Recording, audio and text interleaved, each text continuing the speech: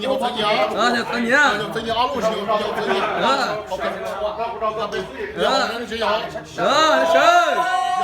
Sơn ơi. Giỏi chưa thì sợ ở bộ kia.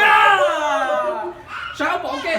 Ủa, sủi dơ. Cái ai sủi dơ trời. Bây giờ đấy. Đây ai trời nè. Sủi dơ ơi. Ai trời chưa nữa. Đúng rồi. Ôi chà. Nó phụ chúng nó làm buồn thế này.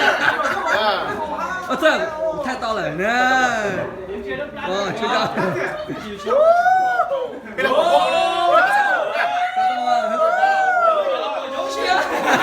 Không rồi, nhà kia to thì có cũng như vậy. Chỉ có luôn mày tớ.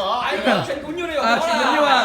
Mày nói nhà ưa luôn mà lúc mình chưa không đó. Ít bổ lớp của tôi nhé xe nó có bổ kia. Cái nói là mua ông chú mẹ ai rồi? Sao? Ơi, tôi có đi chơi giữa cái men đi cho cô tưởng quá vậy. Chị sợ. Lo là bỏ. Tao từng nói vậy. Ốc từng nói. Đắp bằng cũng do có. Đắp bằng cũng có đó thì nó đắp gì đó. Do đó thì đắp bằng nó đắp gì đó thì nó có đấy. Mà tôi cho đi nó cái rồi à. Ra rồi.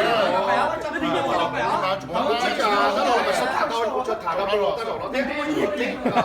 Anh gì hả mày à? Số còn chuẩn bị kho. Hey, xem tụi thế nào đó. Bé lừa. Bé lừa. Bé lừa. Tôi thì cũng vậy sợ. Cái chỗ cái xe chỗ nó lôi tiền tiền không ạ? Có. Cho nên. Cái quả cho đi. Cuối điểm mua chúng gì Chỉ nó kia,我只能là tiền của chính phủ. Cái này có sao tôi cũng được, cái của mốc còn lên đó.